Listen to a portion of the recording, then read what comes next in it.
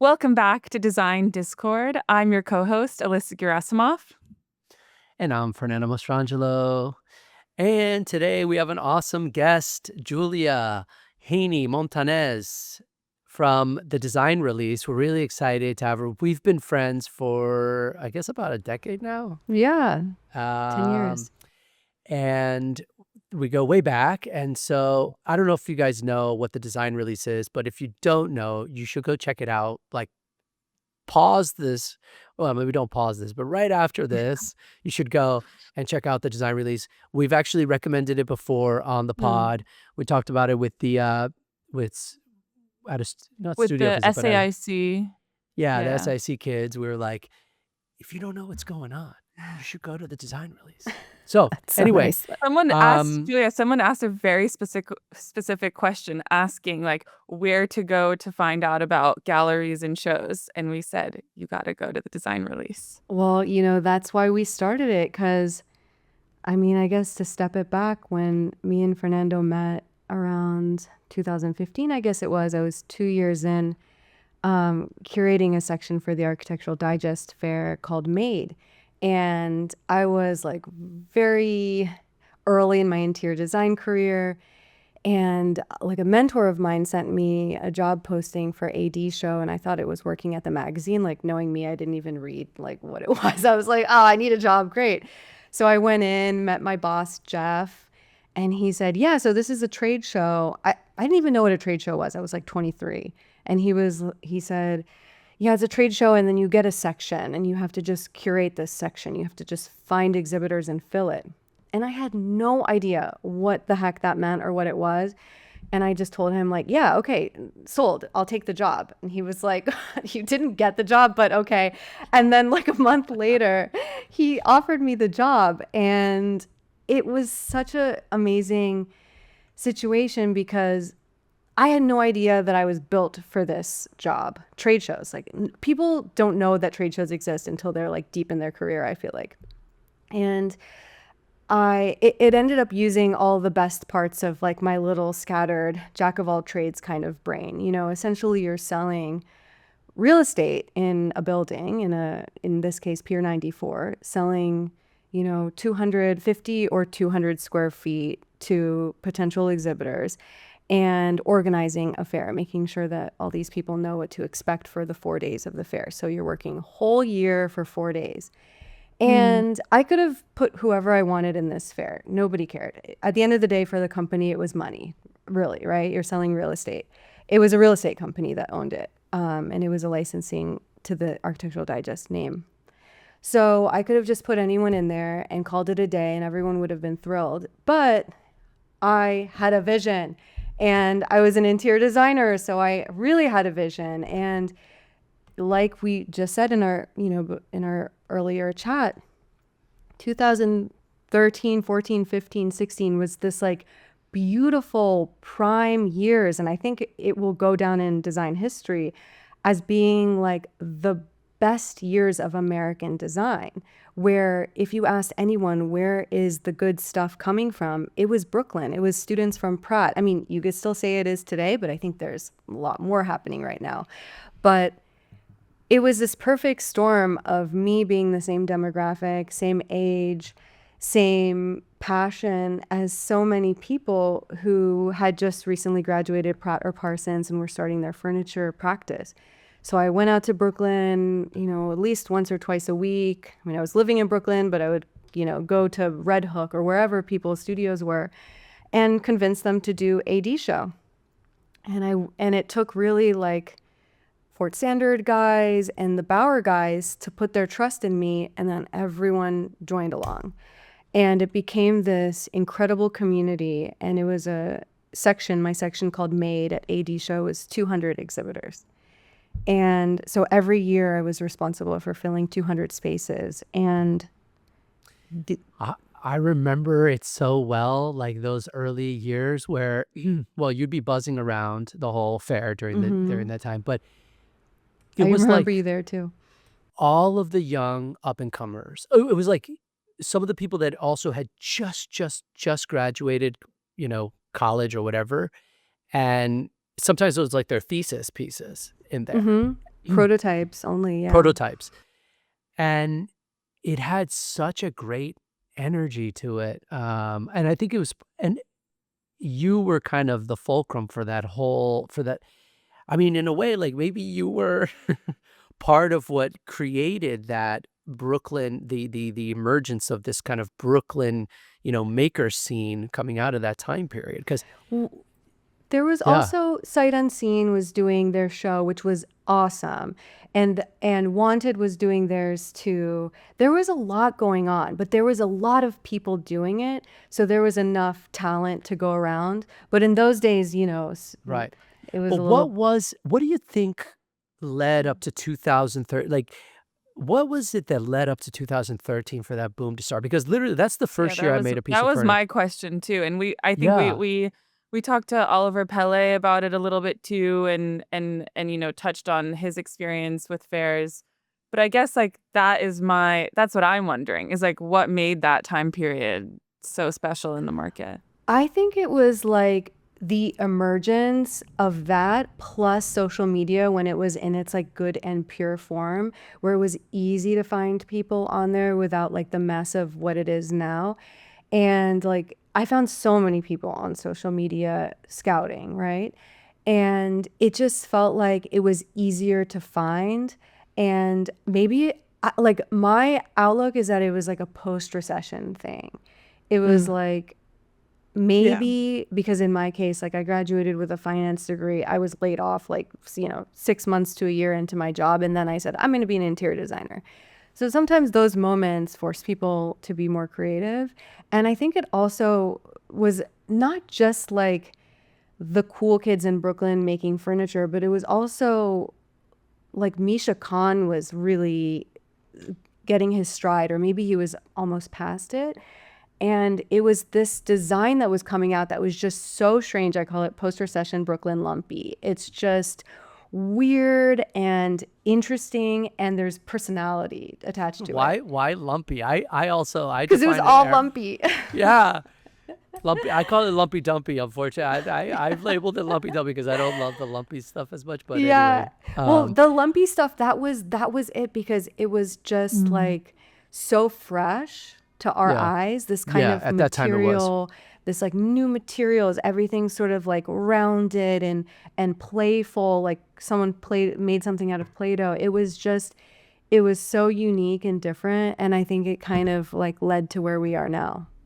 You know what's interesting is like when I mean I am like I don't know how obviously like how much you know about me, but I'm very young. I graduated from RISD in 2020, and I remember when we had this kind of cohort of, why are you laughing? I just think it's Damn funny that you. you're like, I don't know if you know how young I am, but I'm very young. Well, I'm old as I'm like, hell. yeah, exactly. I'm like sitting there like, great, yeah, No, no, no, I'm it's gonna old. make Like, sense. No, no, no. okay, yeah, no, It's gonna no, make it's funny. It sense. was just funny. I didn't know how to. I I wish I I could graduated in start. 2008, damn it. I wish I could start a sentence saying that. And Well, we've got You our know what? Oura rings. Because sometimes I feel like if I don't, then people are like, "Whoa." no, So please, just please. It wanted was to, just funny, and I like yeah, it. yeah. But so I graduated in 2020, and when I was at RISD, I had a few professors that were in that like 2008, 2007 to 2009 graduation range. And I remember they came in when they were teaching us, they were telling us about this time of like graduating just like pre or during the recession, and that it ended up being a time where a lot of studios flourished because I don't know, like there weren't enough jobs on the market or, and so people ended up kind of starting, their own businesses. And I wonder, as someone who graduated the first year of COVID, whether there's like potentially some like reciprocity with what might Mm. happen now in terms of when I graduated, there were no furniture jobs. I mean, people didn't even really move to New York. And now it's only a few years out of school that it kind of feels like people are finding their footing and also kind of starting their own practices. So, Well, recession, anyone who's ever worked in finance or, mm, entrepreneurial person will tell you that recession is an opportunity. And yeah. you just have to do what you need to do to make it through. And, design release was essentially like not a recession thing, but like a COVID project in a way. And so I don't know about COVID being, it's just COVID ruined everything and changed everything and also made some people rich. And then all of a sudden those people aren't selling anything anymore. It just scrambled everything. And I think, yeah, I mean, COVID ended AD show. So that show ended. And that's when I latched on to making the design release like a thing. And yeah, it's really, Can you talk a little bit more why you think COVID ruined everything? I mean, we obviously know it shut down the pandemic, but I feel like there's something culturally that happened. yeah, I think what I saw is that, our comrades, our fellow designer buddies, a lot of them had become reliant on showing furniture in a physical way to get sales, right? To connect to interior designers and to get sales. People get used to what they do for marketing and it becomes their schedule, right? It becomes like what they do. And so I think people were used to that and then that got taken away. And so then people went really hard with social media and went really hard with PR, those who could afford it. And those who couldn't afford it probably got it too because PR people were being experimental. We were experimenting with PR and we were very affordable PR and worked with a lot of my exhibitors who wanted to get their furniture out there in a world that they couldn't do it physically, right? So I think what happened was people transitioned from needing the physical presentation to saying like, hey, actually, you know what? I just put that same amount of money, if not 50% of it, into Instagram ads, target places, and hopefully make some sales. And I think that created the transition, as well as, of course, like, people being at home and buying a ton of furniture and interior designers probably finding a lot of success during that time. And interior designers are like the gatekeepers to most of these wonderful, talented people, furniture designers. So I think that's really what happened is that the physical became less important and people got used to that. And I think it's definitely the case. I mean, I was talking to people who did fairs in New York this past May, and some of them said, yeah, this is our first fair in 6 years. And not just 1, 2, 3 people told me that. A handful of people told me that. That was me. Yeah. I did Collectible in 2025. It was the first fair that I've done since 2019. Yeah. So you got used to it. You maybe thought, you know what, I don't need it. And then finally you thought, oh shit, But I you know want to get in what? front of people again. I have found, and I'm curious if you feel this way, like it disintegrated, those 5 years kind of disintegrated the scene, the design scene in a way. The community has kind of become fragmented because of, I think, of what you're saying, which is, really nice to hear you say this because I'm like, well, nice in the sense that it starts to kind of contextualize those last 5 years. It's like, yes, things did go very digital. You do put more spend towards that and think, well, are the fairs really where it's at? But it started to feel like the community started to break apart because of that. I felt that. You felt that too. Yeah. I did. People moved upstate. That I did. we're talking the community. We're talking Right. like, to be clear, we're talking about our New York community, which is mostly Brooklyn, Yes. right? Our buddies moved upstate. And our buddies had kids. Some of them had like literally, a handful of kids during this time. And that specific graduating class of people whose career was, big from like 2015 to 2020, they probably were like riding on a certain amount of like interior designers who were just giving them commissions. So maybe it just became easy and maybe they weren't feeling the ambition that we all felt so strongly in those early days. And I know that COVID kind of murdered my ambition in a way too. It made me realize how crazy New York life was. And that's when I decided to leave New York, was COVID time. Because I was like, oh my gosh, I'm burnt out. AD show was 7 years of like building and then seeing it be, disintegrated after 4 days. And it just was so exhausting physically, mentally. And I didn't know what to do with myself. So that's when I decided I got to get out of New York. And I think people maybe, it's like the I girl bossed too close to the sun thing that people on social media say. It's like we were all like girl and boy bossing so hard. And I think COVID allowed us to say like, oh, okay, we needed this break in a way. I think it's interesting too, your perspective. I haven't really quite heard this yet, that, the money that was maybe going towards the trade show fees was redirected into either like social ads or PR. And we're having a conversation about PR next week specifically, but it feels now, like there's this sort of PR bubble that you have to have PR and you have to be spending, 5K a month on having that kind of relationship. What are your perspectives, I guess, on the future of that? I have so many thoughts on PR because, what happened with us was when 80 show shut down, I started getting phone calls from all my exhibitors. And a ton of them started asking for PR referrals.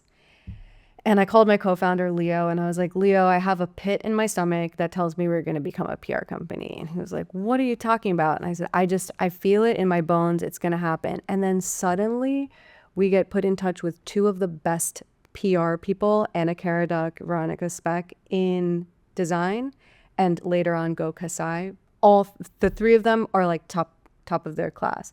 And they had been like either let go or whatever, their projects had come to an end. So we took them on and we became an agency, and they absolutely crushed it. But what does that mean?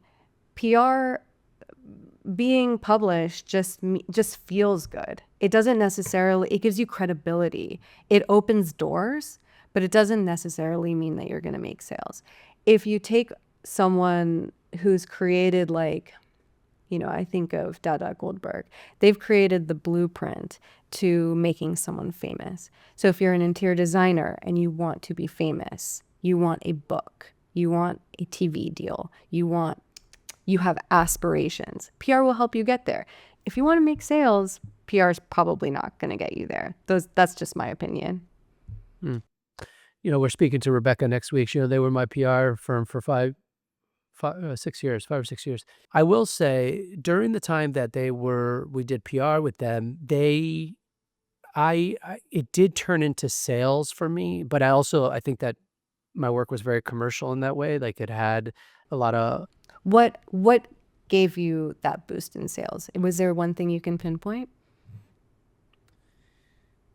Or was it just the widespread of people recognizing your work?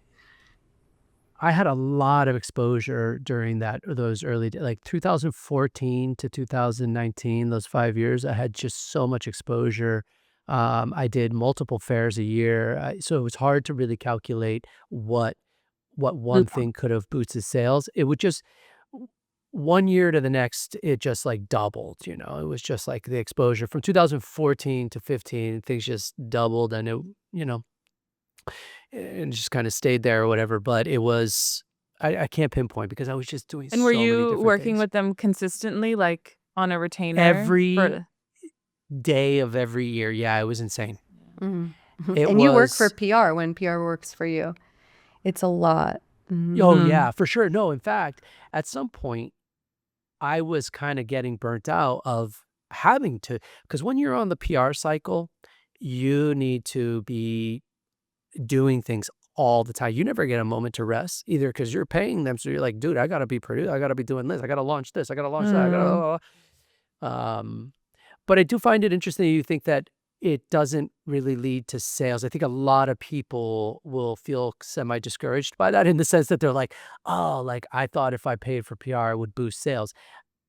I agree with you that it doesn't, but I think it has a lot to do with the kind of work you're producing. You know what I mean? Like, yeah, it's the kind of work you're producing, and it's also like thinking about who is Who's really reading? reading magazines. And that's Nobody. why someone like Dada Goldberg is great, because their strategy, they're not just PR, they're not just They're not just, getting published in AD, which feels really good, right? And it might get you some serious inquiries if you're an interior designer or whatever. But um, I think that for making sales, it's really now like a social media ad world.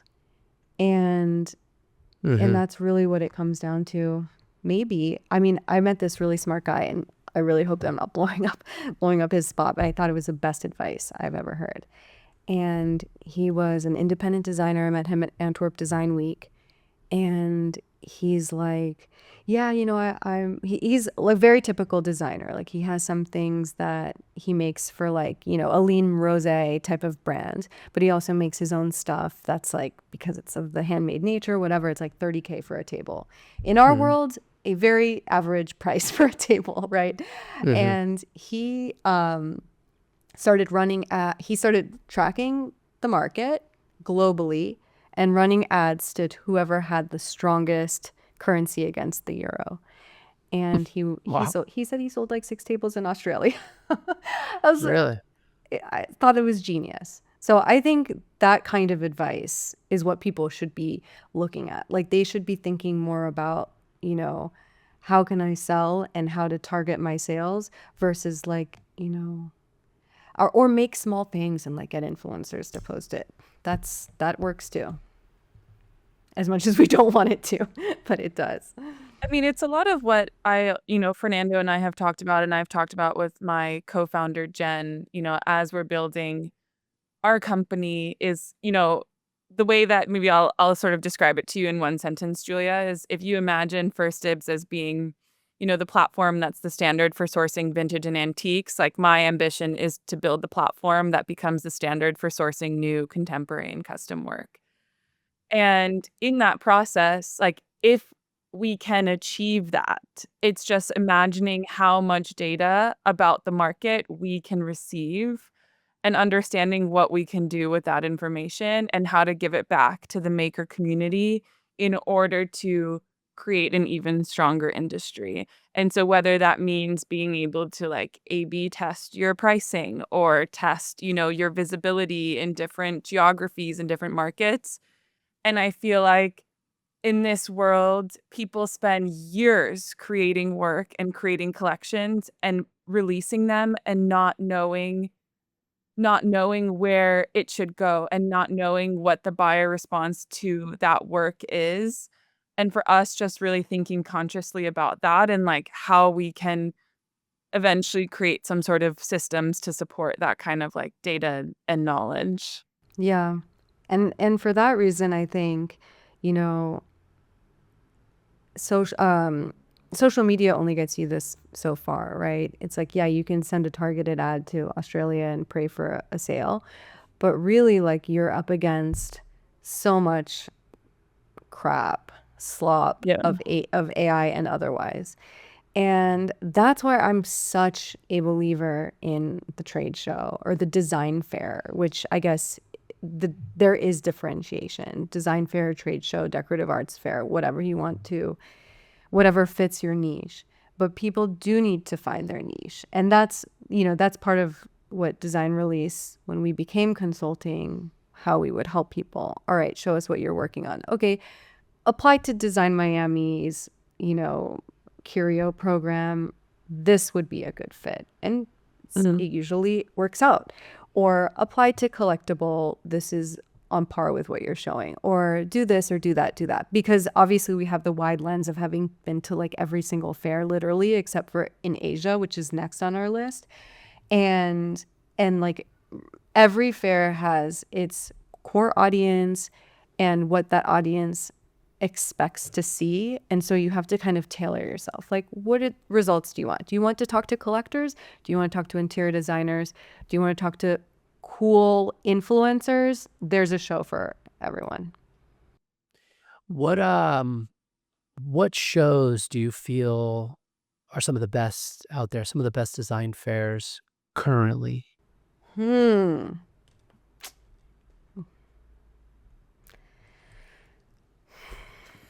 I have kind of a question to like before.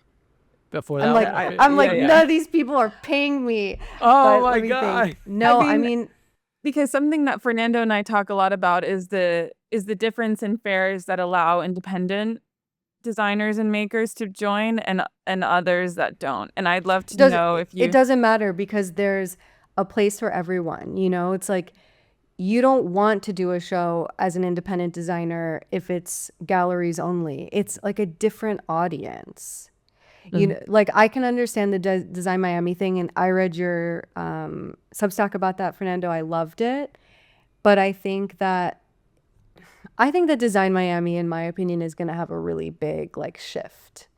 I don't know what it is, but with the new guy in charge and with taking away Basel, focusing on Paris, and doing some activations in LA, I think it's going to change a lot. So I think there But will what, be like, give us, opportunity. what do you, like, what? Like, you think, I always think that they're going to have to adjust to the market and start allowing independents in because, how else are they going to expand the market? How else Well, are they going they can't really expand Design Miami, right? Because they're in a tent.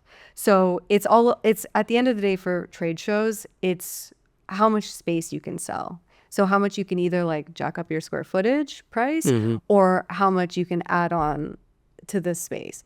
So Design Miami, instead of adding on to Design Miami, they're gonna have to create new activations like they did in that like sad mall in LA that got roasted by everyone, which was a good I roasted it. idea. I roasted it Yeah. too. I but know. I love. Yeah. I loved It your was roast. terrible, dude. It was terrible. Terrible, dude. I know. I was like a little bit of a hater. And they reached out to me to ask about what I wrote about or to clarify. But I think that Design Miami is so powerful because they have like incredibly academic people that they work with, like brilliant people. And I just I came to London to go back to school. So now I can consider myself an academic and I know who those people are. And they are all involved with Design Miami. So Design Miami could be the most powerful thing in the world. But they kind of put a little bit, a guy in charge who's a little bit more focused on like coolness, where you don't need to be focused on coolness because design is cool. You just need to focus on making it academic, on educating new collectors, educating people, educating young designers. I think the answer is education, but instead they're like, oh no, let's make this like a sneaker show. I don't know. It's You're crazy. talking about Jesse and he bought it. Yeah. He bought the fair. They didn't put him in charge. Like But he is in charge. yeah, he is in charge. Right. Right. I started to see that as But the I don't downfall of Design Miami because Me too. it's like, But I don't think it will. But yeah, me too. but I don't think from the conversation I had with him is it seemed like it's not to like start any rumors, but it seems like it was maybe a little bit of like a forced acquisition or like a forced merger rather than like an intentional Hmm. What was the forced acquisition merger? between their basic space. like mutual private equity investors. I don't know. Yeah. Well, think about it, right? When you get private equity, or there's maybe it's not even private equity. He's just got investors. If he has investors in the company, and you have a website that sells high end stuff, it could be fashion, it could be whatever. How do you continually grow your how do you continue to grow your market, even if it's an online platform? You have to expand. And, there's a lot of room. There's always like, oh yeah, real world events are where things are going. So it like kind of made sense to have to, you acquire this thing that already has all of that built in, all the coolness, and you try to add it to your digital platform, but that's, I think, where the industry of interior design industry, they're not as savvy as like the kids that are buying the Kith shoes and they're like on StockX. They're more entrenched in a history of design and being with their clients and wanting to take them and show, they're not like, it's not romanticized to go online and buy a $30,000 sofa with your client. That's just not romantic and part of the deal of interior design is like being with your client and showing them things and like romanticizing the whole thing, don't you think? I mean, Yes, and it kind of educating erases them. that, you Yeah. know? I think so too. I mean, it's really hard to say. Things are changing a lot. But to go back to your question, I think Design Miami is probably the best show for contemporary design, and I think that's because they sell. They make sales. The Hmm. collectors are there, and their audience is excellent. Their sort of core audience of like the people who might be a jury or whoever, like all the people involved. So I think Design Miami is good for that. I really enjoy Collectible in Brussels. I've never been to the one in New York City. I like live in Clelly. I've worked with them before. I think that they are more underdogs than people think that they are. They are hustlers. They work hard and they, against all odds, keep this train moving forward and started in New York City. But can I ask you, like, who's buying in Brussels? And is the market substantially different in Europe than it is the United States, as from your opinion? Well, that's something that I'm learning. And I think in Brussels there's a lot of creative directors and there's a lot of like a lot of excellent interior designers in Belgium. I don't know how many people are traveling in, but I think a significant amount. But just think about it this way, collectible design in Europe does not cost the same as collectible design in New York City. It's like a third of the price. It like I went to Antwerp's Design Week and I saw the most beautiful, like, I don't know, 4 foot long, like what is it, Shugu, the burnt wood Oh technique, yeah, like beautiful. beautiful, beautiful coffee table. And I was like, all right, how much is this? And I was expecting her to say 10K. She said $1,000, 1,000 euros. And I was Wow. like, is that a wholesale price? Like what? And it's You like, were what's like going on? shocked. And it's just Yeah. the cost of making things there is a lot less expensive. And I talked to, a mutual friend of ours who now lives in Paris, and she makes things out of marble, mirrors and etc. And she said that now the cost of her products in New York City cost the amount that she used to charge her clients. So it's just like becoming an impossible task to keep things reasonable. And that's why emerging design or independent design has just become kind of this unattainable price point for most people, where it really should be like almost like an introduction into the world. Like it seems like that, right? Like I want to start a collection. I'll go with like a guy who's my age and who's starting in his career. But frankly, it's like astronomical because it has to be. So yeah. You feel like that's we've talked about this a lot, Alyssa. We're always trying to kind of dig at what is going on, but because it is kind of outrageous to have to start your career at such a high price point. It doesn't really give a lot of people access to your work, but that's just the nature of like trying to make a living in New York versus Europe, which um I didn't know that a piece like that could even sell for $1,000. Like people don't sell, ceramic pieces here. Small ceramic pieces are $1,000. I think that allows for creativity to thrive a little bit more, you know, than in a place like what's going on in New York at this time. Um, I mean, my costs from where they started to where they are today, it's like I used to be able to in 2014, I would be able to hire someone for $15 to $16 an hour, like fresh out of college. That was our starting rate. And, they lived with roommates, but that was a livable wage. Now that's impossible. Impossible. And so there's just the natural dynamic. I always wonder because I'm always like, Europeans have, they see the American price points and they would like to sell at those price points, obviously, because you do well. But, um, but they just, it just doesn't make sense to try to sell things like that in Europe. It just, people will be shocked. I remember I had an Italian collector see my work at Rosanna's and was like, "I love your work." He was like, "But why is it so expensive?" And I was like, yeah, I didn't know what to answer. You know what I mean? And you want to be Yeah. like, "Oh, because it's valuable," or whatever. But Yeah. it's not that. It's just the I mean, logistics. and of course, like, gallery work in Europe Yeah. and London or wherever is on par with what it is in America, because that's a whole different game. But to make something yourself and to put the hours in it and to have the help and to have the shop and the tools and the, et cetera, the logistics, it is way less expensive in certain countries. But something like, somewhere like Eindhoven, somewhere like Brussels, where there are hubs for this kind of creativity, those are also Rotterdam. Those are also cities that are reasonable places to live. reasonable. Yeah.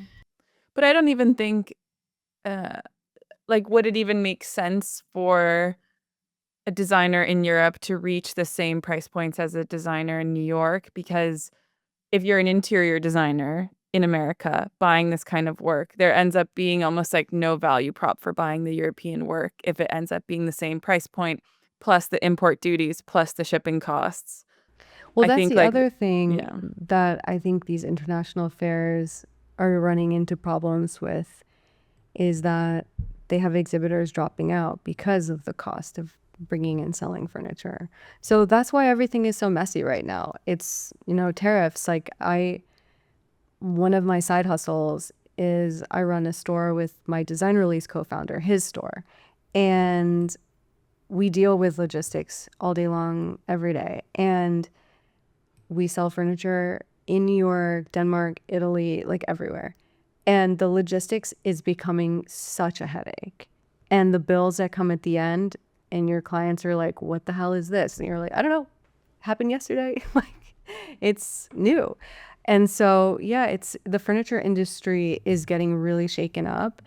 And, like everything else, when something gets shaken up, it takes a while for footing to be found, and then it does, and then things calm down for a bit, and then it gets shaken up again. So we're in that period now. So if you could construct a designer's career today, given all of the factors that you talked about, like, how would you advise or construct a career today? Oh my gosh. Well, here's the thing too, is like, what does that even mean? There's so many potential Okay, places that a designer, someone that's okay. just graduated college, they love collectible design and they love like fine furniture, and they're kind of trying to find their footing between those two worlds. They're mostly interested in collectible because they feel more expressed as an artist that way. So Well, yeah. I think something that's interesting to first bring up is that, I have, like, our next newsletter that's coming out is about defining collectible design. And my new friend here in London, James, who started Mayfair Design District, he was, I believe, the first employee at Carpenter's, and he really knows this world of collectible design. And in his opinion, collectible design needs to be academic in order to have the name collectible design. In our world, during COVID, everyone became collectible design because it means you can charge 3 times for it. It means you can potentially get gallery representation, and it means you can do weird stuff, and weird stuff on Instagram sells better because you put a personality to it, right? It looks strange, it looks interesting, it's way better than just like a wood table, right? So for a designer to call themselves collectible, they should probably be extremely educated. They should probably, go to like the best design school, potentially work with someone with a very like apprentice and that sort of thing for a good long time. For someone to just do, let's say, art furniture, artistic, weird, fun, creative, expressive, I would say, it's hard, right? You have to have a side hustle.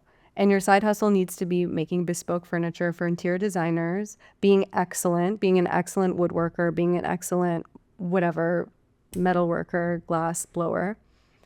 and then having your side hustle be art furniture. And then with your art furniture, you're just going to have to go hard on Instagram and do it the good old fashioned way. That's very difficult.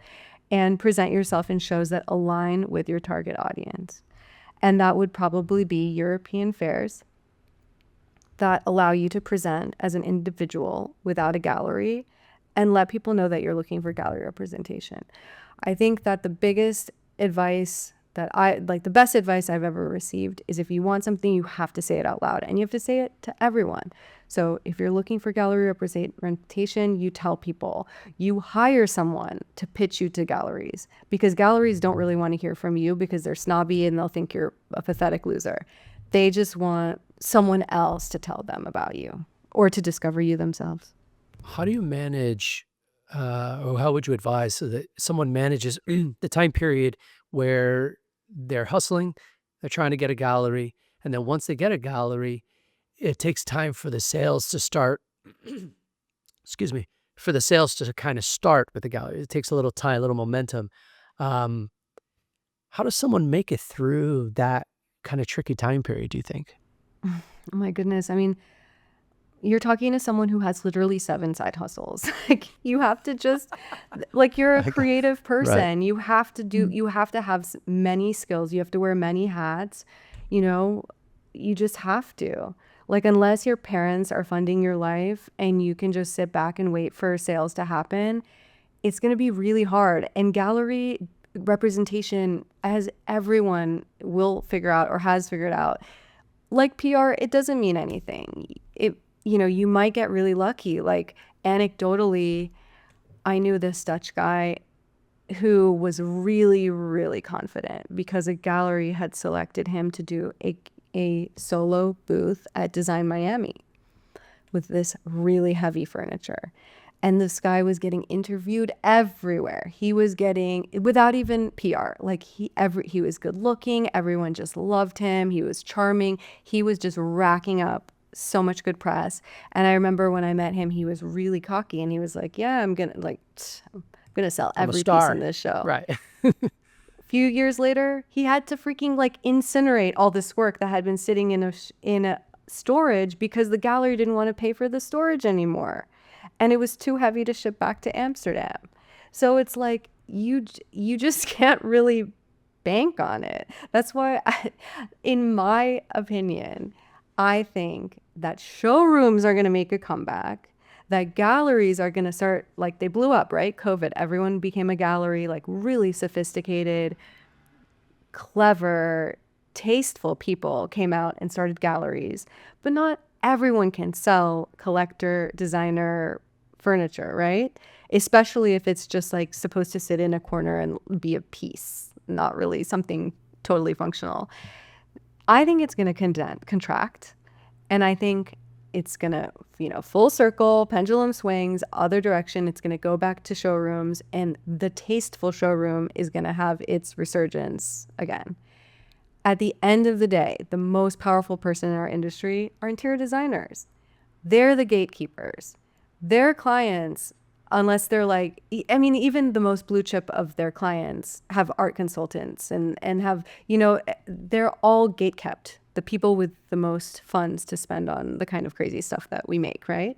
So those are the people you have to get in front of, that you have to target, that you have to network with, that you have to go to fairs and present in front of interior designers. So I don't know. That's basically. I mean, we do see a resurgence of showrooms in New York, In Common With, Open Quarters, Danny Kaplan, Lawson Fenning, and these beautiful spaces where I think it makes a lot of sense, where in a gallery, if you walk in and there's a solo show of a ceramicist, immediately upon entering the room, whether that work resonates with you or not. And that's almost, I feel like I can imagine as an interior designer doing, a walk around Tribeca with your client might be a little bit of a waste of time versus you go into a showroom and there's such a diversity of different kind of work and different price points. And, some of them have a cafe and you can sit on the couch and have a coffee, and it's a full experience rather than this kind of white cube. And people are loving them in New York. Showrooms are beautiful, and it's you can see yourself there. It's like the full 360 marketing. So I do think that instead of people aspiring to be in the White Cube Gallery, if they're really in their core, in their spirit and soul, are furniture people, they love the concept of design, they love functionality, try to get into a beautiful showroom. If you are in your core an artist and the functionality is just like a quirk of what you're doing, then continue your path on to becoming a collectible designer and get into a showroom or a gallery. And I think more art galleries are also starting to like, get into the middle of it as well. So I think that defining yourself is very important. And obviously the life of an artist is difficult.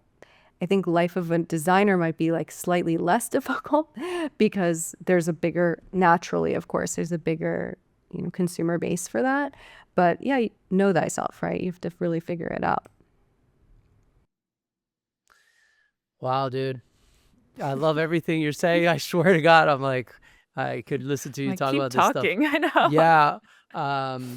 Well, only I think, because, yeah. I mean, I have also an interesting perspective. Every time I meet a young designer these days, I will always ask them, I'm like, what is your most successful sales channel? And I have yet to come across someone No, who I don't tells know. me, They're like, Yeah, they're what like, I is don't it? know. I don't or like, know. who's your partner? Who's your best Right. sales partner?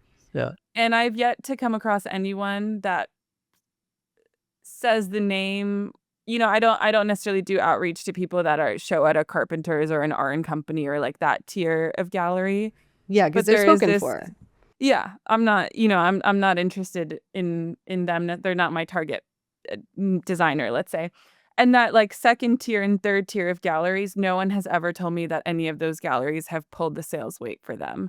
It is often a showroom, actually. I met a lighting designer yesterday, Monday morning, and I asked him, and he gave me the name of a showroom in LA that's like a neighborhood away from me, and I've never heard of it before. And he's like, yeah, they do 50% of my sales. And I was like, Wow. Totally. okay. Yeah. It's probably an interior designer who's making all those purchases, who just like Yeah. loves that one thing. I'm that interior designer. I will put that one thing in every room I do because I love it, because it's my taste ultimately, right? I mean, depends on the project, but yeah, that's amazing to have that kind of support. That's interesting to hear that you think the showrooms are going to swing back. So do you think that,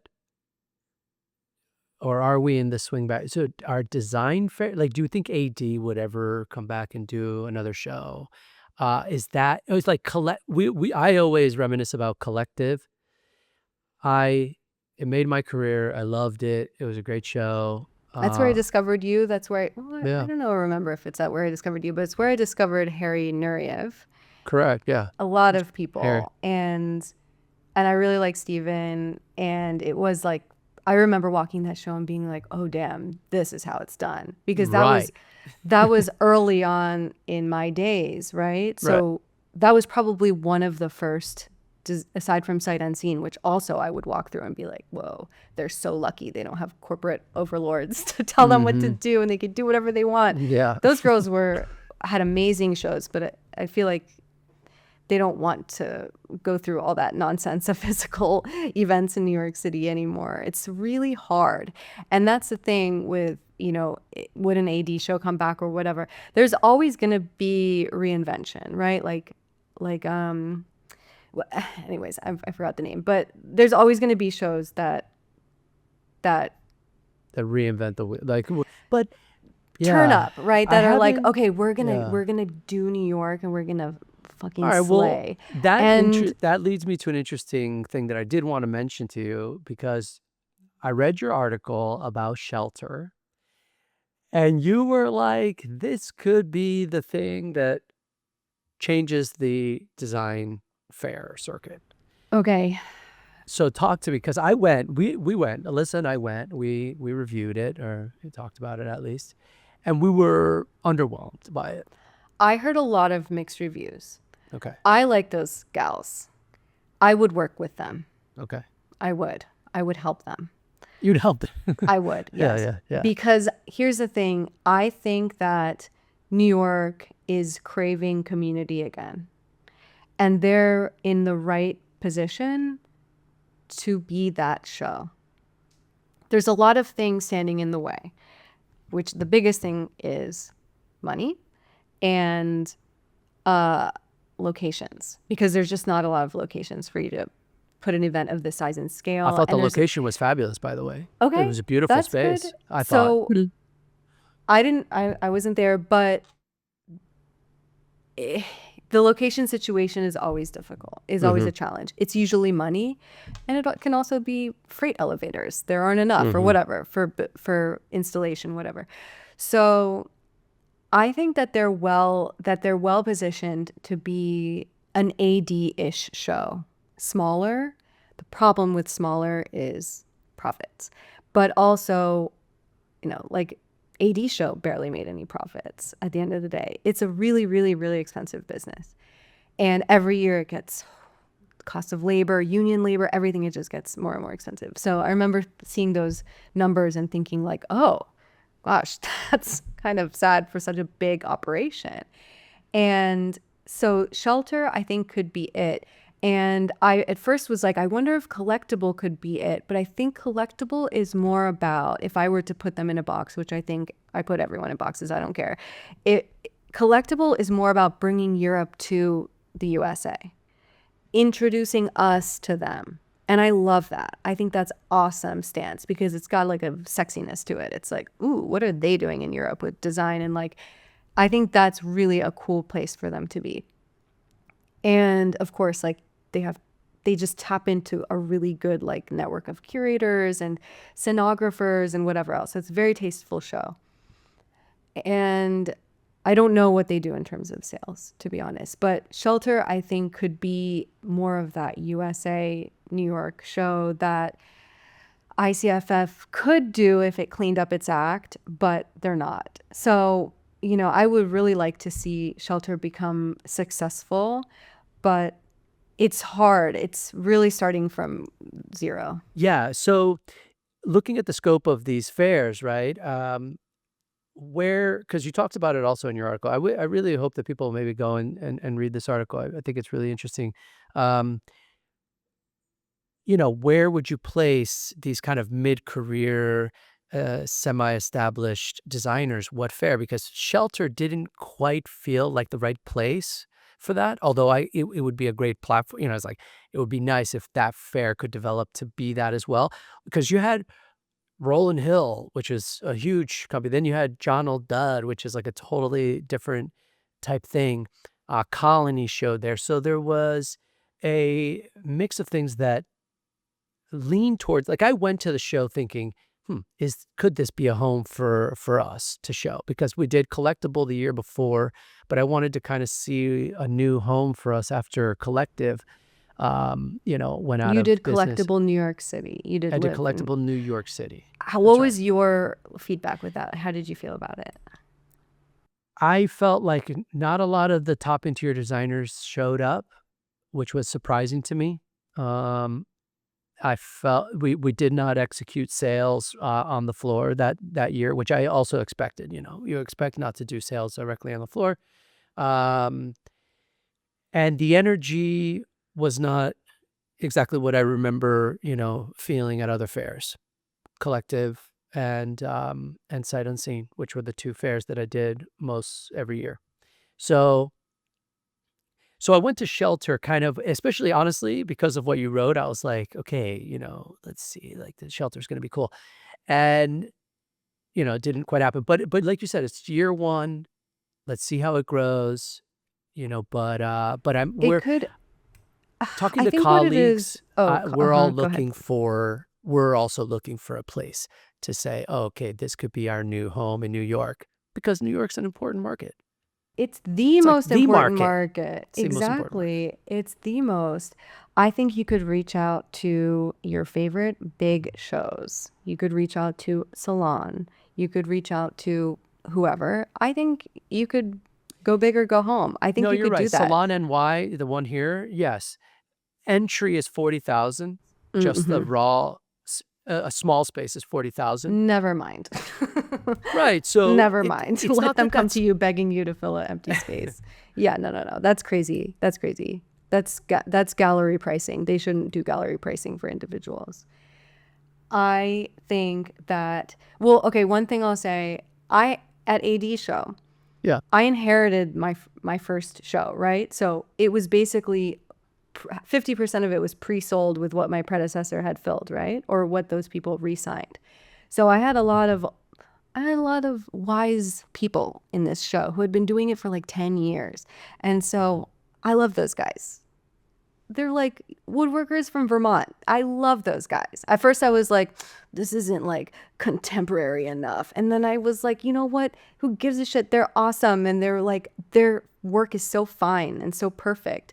And they would tell me, they would come give me little advices, and like, they would say, one guy told me that you'll never make anything off of a show until the third year. You have to have people get used to seeing you in that spot. So I thought that was interesting. I mean, that's a bigger fair, so it's different.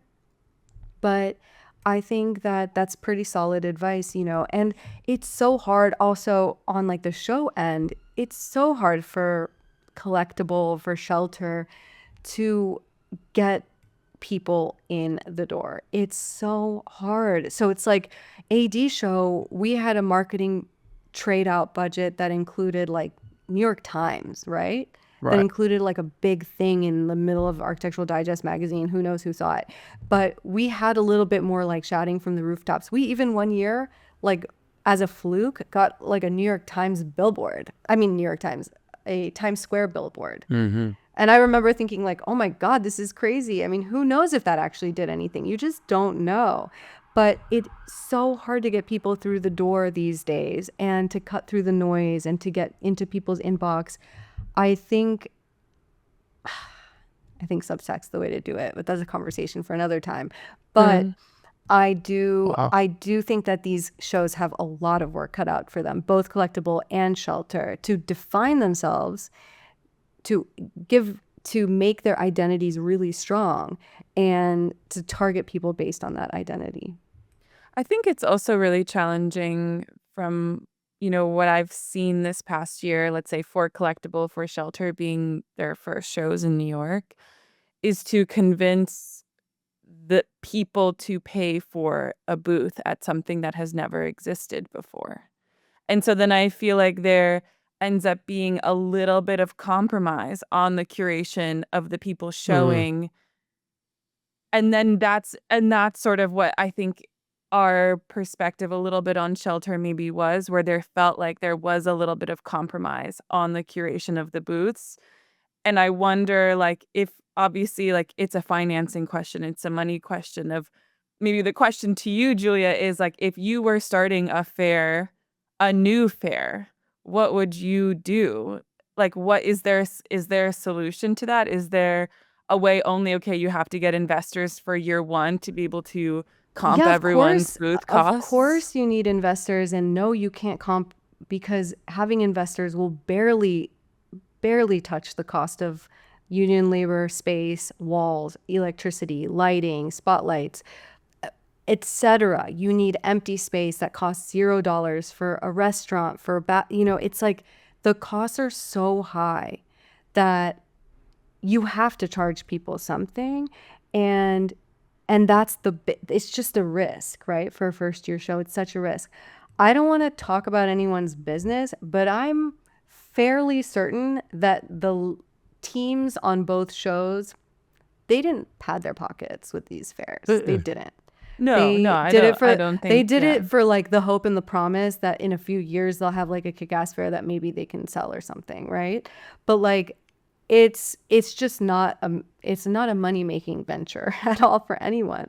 Yeah, maybe like you can get Endeavor to buy your design fair, but they're trying to or whoever trying to sell Freeze. Maybe not. They tried that. They don't want it anymore. And so I think that it's just Julia, about this risk. is the thing. You're talking about, like, that's on the side of the fairs, how hard it is for the fair owners. Then you have the artists and designers who don't see as much return from the actual fair until you've invested 3 years in a row or so, right? And people are familiar with you. This is such a man, I just feel like Well, here's what I it's would such do. a Here's what I tough would do. thing to, yeah. If What I would you was a do? designer, right? And this Yeah. is what I like kind of kicked myself because I pitched this idea and I was like, I need to shut the hell up and stop pitching ideas before people pay me like consulting gigs. This is like my biggest problem, Fernando. I give so much information away and I literally am like I get off the phone and I want to like throw myself off a bridge. But people should just curate themselves. They should come into a fair with a selection of buddies that they've already picked and say, me and my wallpaper buddies and my upholstery pal and my ceramics bestie, we're going to do a booth together and we're going to pay $500 each and it's going to look sick. Take it or leave it. And what do you think these shows are going to say? They're going to be like, you did our job for us. Thank you. Here's the bill. They're going to be thrilled. This is how I built AD Show because I was so bored because AD Show is only like 6 months of like, stress that gives you white hairs. But the rest of the year is kind of like, okay, a little bit chilling, right? But no one really wants to hear from me. But I could sit there and I could say, hey, you know what? Like that wallpaper company is Wallpaper Projects, who are the most collaborative, coolest, nicest collaborative people I've ever met in my life. They would do a booth and I'm like, yeah, wallpaper is awesome. But in a booth, just wallpaper, it's kind of just, it's not that Yeah, exciting. a little bit boring, yeah. Hey guys, why don't you do a booth with Kin and Company? And together, because they're both of them, because New York City, Brooklyn remember that is booth. me too, purple. I remember that And booth. it was such a community-based place that they put their brains together and they came up with something outstanding and it looked beautiful and everyone got their amazing photographs and I don't know how their sales went. I hope they went well. But instead of paying for an entire booth, the both of them, they split the risk. Same with Chen and Kai and Calico Wallpaper. A lot of people paired up. And I think it made my show. I think that's what made the show dynamic, is that each booth looked realized. It wasn't just one table. And I don't know. I think the reason these trade shows aren't really doing that, I think Collectible does it to a certain extent because they have their curated booths, but because the operators of these fairs are not curators. That's why I'm saying like it was a perfect storm of a job for me because I had a vision, but I also am a good salesperson. So I was able to like make a little perfect storm and also I'm a big sister, so I'm bossy. So I was like, no more white walls. For God's sake, like just paint your damn walls. I don't care if it costs you $1,000. Like make it look good. Why are you going to come to a expensive show and just show up with white walls with like the union labor guy's footprint on the back of it? It was like that first show was such a mess. So it was like helping people understand that they need to develop their presentations. Mm. Do you ever imagine for yourself a show that looks totally different, where it maybe doesn't have the like traditional booth structure, like this is your cubicle and this is my cubicle, and it becomes like maybe it goes from more of like a gallery structure to a showroom structure type of show? I saw your post, Fernando, and I think you were in it, Alyssa, about how you didn't love like that kind of platformy presentation where all the chairs are, everything is together. I think it's fun. I think those presentations are nice, like interjected with people who maybe can only throw in like $200 to show something. I think those kind of platform presentations are nice. And I think Wanted back in the day when they had their prototype section, that was cool. To me, it felt good and it felt interesting.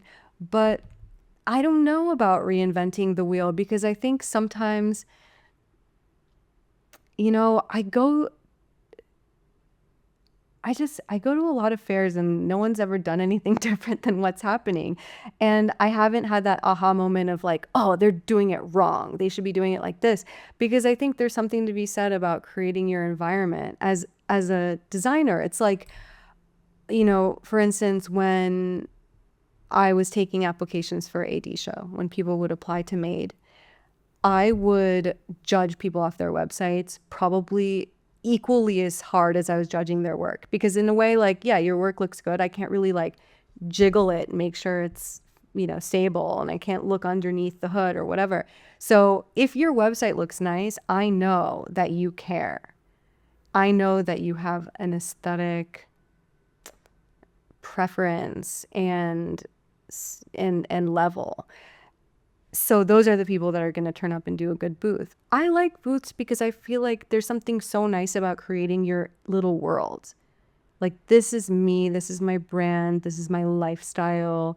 Like, Bauer always did such a good job with that. They would like put carpet on the walls, they would create like a whole enclosure. And the point, like, what drew me to interior design, age 21 in LA, I walked into a restaurant and it was this moment of being like, oh my God, where am I? Like, I was transported. That's what the people want. They want to be transported. They don't want to see a white chair against a white wall. It's not working for anybody. I mean, yeah, sure, at a gallery, but it really, at the end of the day, like, we, as people, as creatives, as interior designers who are walking the show, we want to understand who you are as a brand, as a designer. So what do you think today keeps you inspired about the design world, things that keep you wanting to continue design release? What is it that keeps you there? I mean, you know, Well, I'll start by saying, with the design release, like, the way I started the design release was because I was scouting people for AD show. And I was traveling to Milan, and I would, have to prove to my boss that I wasn't fucking around. And so I had a spreadsheet of like everything that was happening. So I could say, all right, these are the shows I'm going to see. Like, I promise I'm working. I'm not just like, whatever, dilly-dallying. And so I started this spreadsheet of all the trade shows happening and where. And it was crazy that there was nowhere online to find this.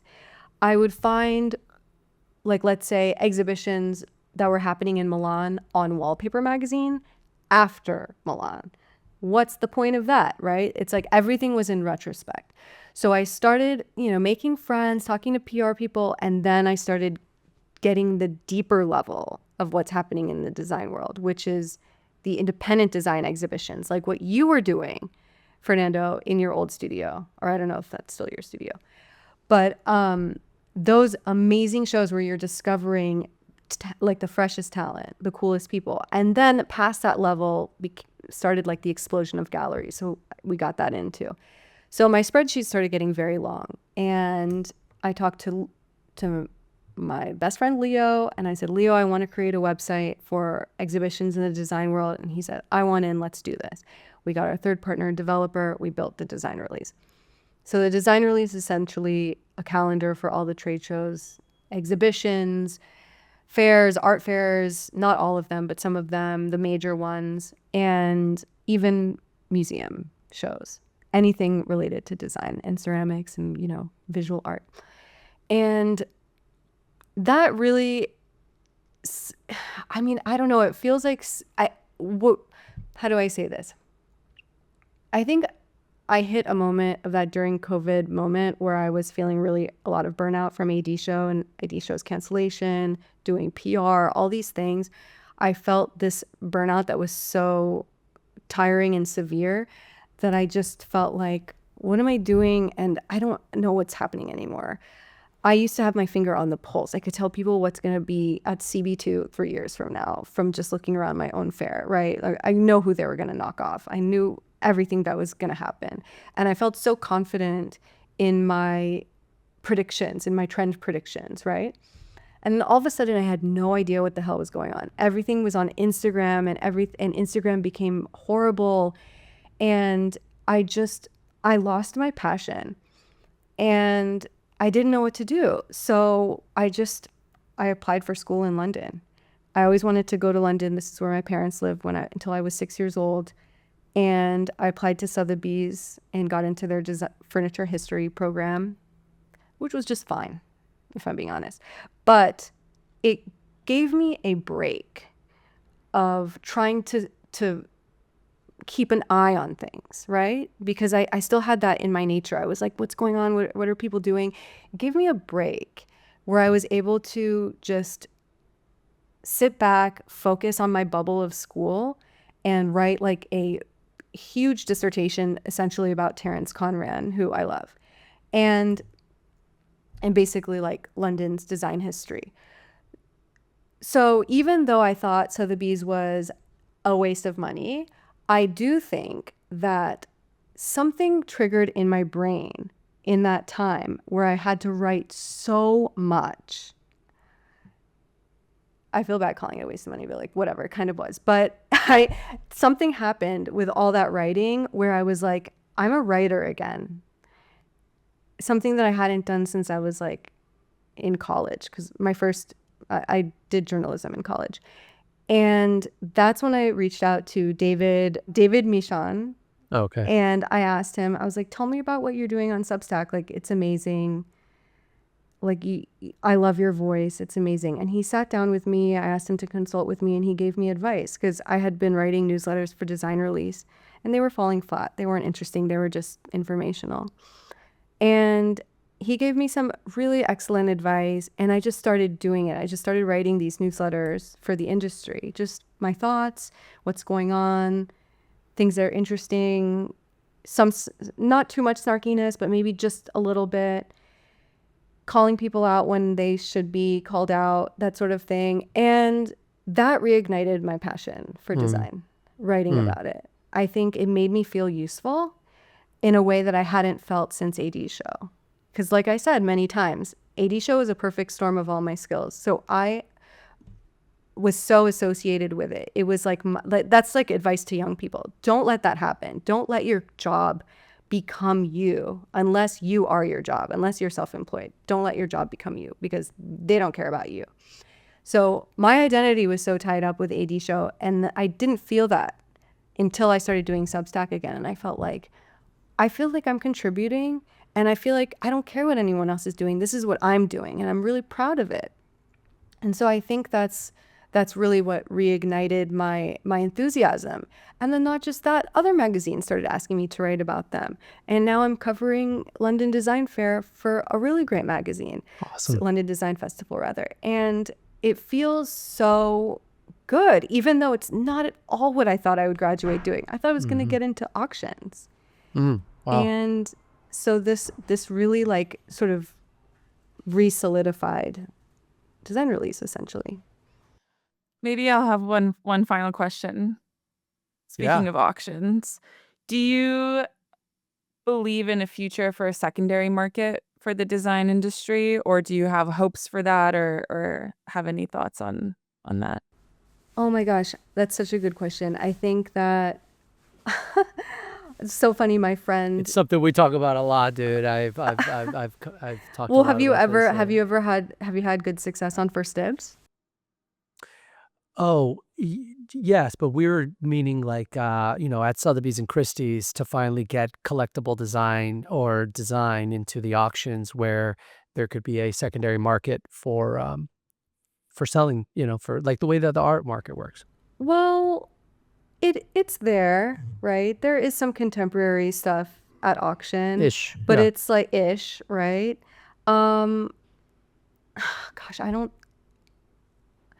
I don't think so, because there really has to be a buyer. And that's the hardest thing for contemporary design, is finding the buyer, right?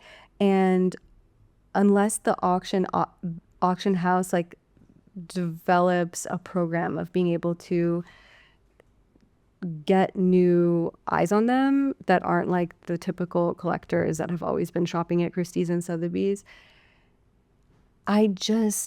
they have to reinvent themselves. They really, really do. And the auctions are a mess right now too. If you're reading up on what's going on with them, everyone's getting fired, and Sotheby's paid too much for that new Met building and let go of a bunch of people. And I think when design gets to that level where it's secondary market, it has to be collectible. And for it to have to be collectible, in my opinion, it has to be academic. So that's the direction, I think. in terms of other secondary markets, I think there's a big opportunity for someone to not disrupt that, but to disrupt logistics so that a secondary market can survive. Because logistics is what ruins it. Yeah, amen to that. Well, one last thing. You, for years, were a chair collector, right? Yes. How is your chair collection? And has it grown, or have you had to No. put that aside? Or I donated it to my mom, my sister, my aunt. So they're enjoying my, like, I get so mad when I go to my sister's and there's like a shoe on my chair. I, no, because Okay. the funny thing with living in London is that all the rentals, because we're renting, all the rentals come furnished. Pretty much all Okay. of them. Oh, So you wow. have to live with someone else's furniture. And Damn. we don't love that. It's not great, especially if you have a point of view. Some places are nicely furnished, most are not. So you don't really have room to have a personal touch. Although I did get some funny art on AuctionNet. But I think that our next place we're hoping will be unfurnished, and I'll get back into the game. You'll take your chair collection back so that it doesn't Yeah, my have mom was shoes like, "You on can have it. it back," I'm like, yeah, exactly. No, I wouldn't take it back. Well, Julia, this has been awesome. Honestly, listening to you talk, it feels sobering. It feels like you have such a clear perspective on what's going on out there. I think you had some great advice for young makers, independents, and kind of just overall perspective. So tell people about your Substack, about where people can find you, read your writing, and all that Well, stuff. thank you so much, and I can't believe we talked for this long, and I'm sure it'll be cut down a bit, but No, it I won't would be have loved cut. We to. don't cut it. We don't cut them. Oh, you don't cut it? Well, No. I'd love to come back again soon and Oh, we talk would love. about all I the would love that. things Yeah. and talk about what you wrote on Substack, because I Okay. really, really loved all the things you Thank wrote. you. Like, I was looking on your page, like, when's he coming out with a So new one? this is the thing. Because we decided to do the pod, I felt like this became the extension of what I. So I started the Substack earlier this year, but then Alyssa and I were like, let's do a pod. And to do both is extremely time. It was very time demanding. And I figured, well, all of my ideas are eventually going to come out on this podcast. And so I figured I would kind of, put that aside. But I do resonate with what you said about writing, just being able to sit down and really think through and articulate things. Well, you eh, get better at it too, and it's like Yeah. so special. It's not something that happens often, but it's so special to see improvement in yourself. It's like, weightlifting or whatever. Like Right. when you see those improvements, you're like, "Whoa, I can do it," And that's I how I love the feel about format writing. of like being able to really think through an idea. Like I wrote a review about Fay Too Good, and just to be able to sit down and like really articulate what you're trying to say, because on the pod you're trying to get your body, you got to do things on the cuff. You got to just say what you're thinking. But anyway, I appreciate that. But so how can people find you? So designrelease.com is our calendar. So that's where you find everything that's happening. You can search by city. You can just search a show. You can search it chronologically. And we update that very often. So I'm so grateful when people actually use it, because we spend a lot of time updating it. And that also has editorial on it as well. However, our most up-to-date editorial is from our Substack, and that is the designrelease.substack.com. Let's see. Yes, the designrelease.substack.com. And we have 2 tiers. Our free tier, which is just like a monthly what's going on. Usually it'll be a breakdown of what's happening in a city during a bigger fair. So for London Design Fair, we'll do a city guide for all the things happening. And then we have a secondary paid newsletter, which is how we keep the lights on. And that is basically more like consulting advice, or like a little bit of a deep dive that people maybe would be interested, but not everyone would be interested in reading. And I'm really proud that we have some paid subscribers. That's It makes awesome. me feel really, How much is that really subscription? good. $45 for the year, but if Oh, someone's a that's student or fabulous. someone's early in their career, we'll just give it to them. And we're just really happy to feel like there's a, you know, we stopped the PR side of things. We stopped the consulting because we wanted to just focus on the events. And so to have people support our Substack is awesome, feels really good. So thank you to the people who do. And we'll be doing our next Substack will be on the topic of collectible design and what defines collectible Oh, I design. can't wait to read it. I really Yeah. can't wait to read it. Thanks. You got me thinking about it because I throw that term out a lot, and I think a lot of people in the industry do. But you got me thinking about it a little deeper, and Yeah.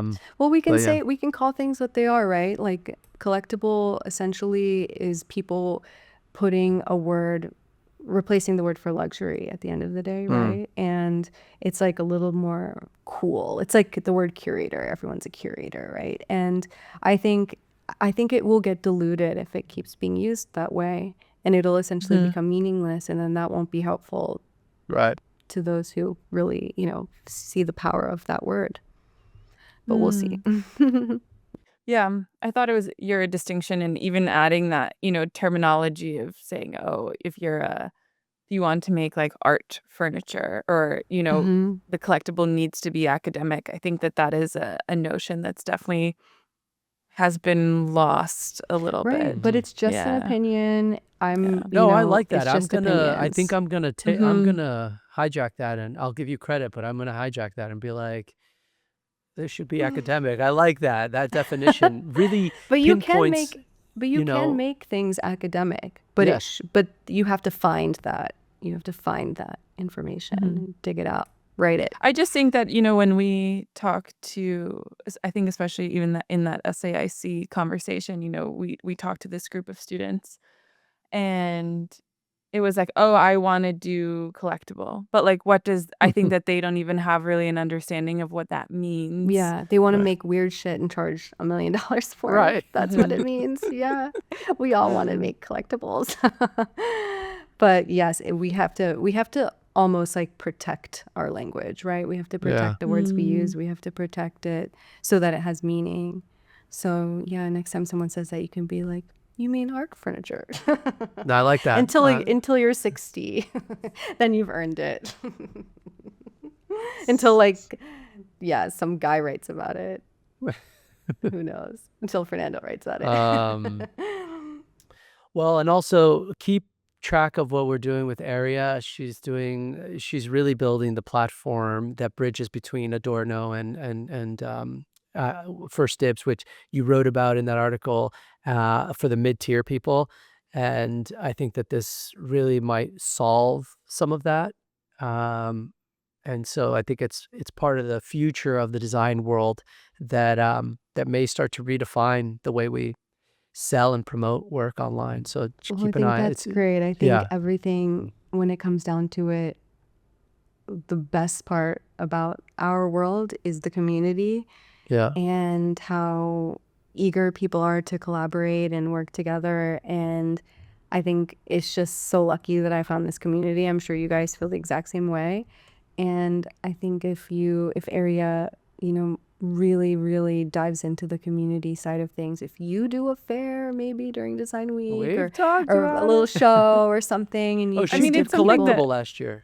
Oh yeah, that's good. Yeah, it was great. Yeah. I think, you know, I feel like if the business works on a digital side, I think it's interesting to transition or to like add a physical aspect to it, where the full, you know, the revenue of the business does not only depend on the fair, and the Right. revenue from, you know, the core of the business can fund a physical event. Because I do think doing a fair, like we talked about, is financially so difficult. And like, is there a way that other parts of the business can fund that happening?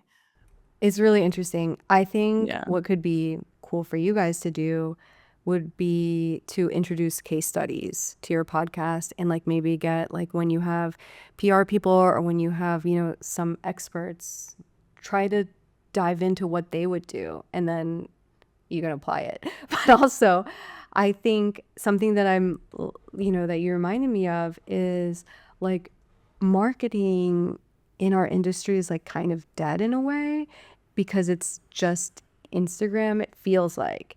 And I had a goal and I kept saying it. I was like, I'm going to become a marketing genius and that's going to be my thing. And then, I don't know, I'm doing like 25 other things, so maybe not. But I think that there needs to be more like good marketing ideas, right? Because think of off the top of your head, Instagram ads, Trade fairs. trade That's it. fair, That's it.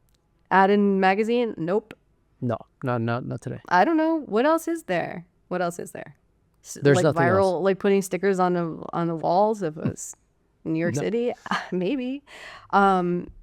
It's not a whole lot of opportunity there, and so it could be interesting to talk to someone who's in that world because I know I would like to listen to that.